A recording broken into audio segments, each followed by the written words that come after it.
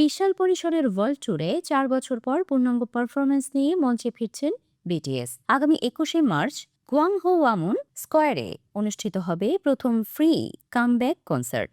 শুরু হয়েছে সেই টিকিট বিক্রি, আর টিকিট বিক্রি শুরু হতেই মুহূর্তে জমে উঠে বুকিং সাইট। সোমবার রাত ৮টায় টিকিট ছাড়ার সঙ্গে সঙ্গে ১ লাখের বেশি ভক্ত একযোগে লগ ইন করেন টিকিট বুকিং সাইটেতে। প্রায় ১৫,০০০ টিকিট কয়েক মিনিটেই শেষ হয়ে যায়। টিকিট পেতে অনেকেই ছুটেছেন পিসি ক্যাফেতে, কেউ আবার একসঙ্গে একাধিক ডিভাইসে চেষ্টা করেছেন। তবু অনেকের স্ক্রিন ফ্রিজ হয়ে গেছে বা দেখিয়েছে সিট আগেই বুকড।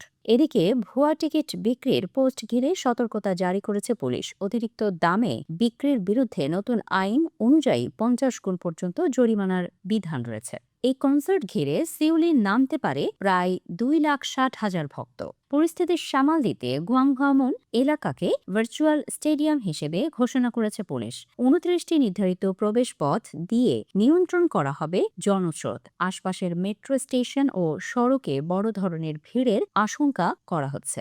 ১ ঘণ্টার এই কনসার্টে অংশ নেবেন বিটিএস এর জনপ্রিয় ৭ গায়ক RM, জিন, সুগা, জে হোপ, জিমিন, ভি ও জাংকুক। এই মঞ্চেই উন্মোচিত হবে নতুন অ্যালবাম অ্যারিরাং, যা দিয়ে শুরু হবে ৮২ শহরের বিশ্ব ট্যুর। অনুষ্ঠানটি নেটফ্লিক্সে সরাসরি সম্প্রচার হবে ১৯০টি দেশে। ইতোমধ্যে সিউলের হোটেলে ভাড়া বেড়েছে কয়েক গুণ। বিশ্লেষকরা বলছেন, চলতি বছর বিটিএস গুরুত্ব অবদান রাখতে চলেছে বিশ্ব অর্থনীতিতে।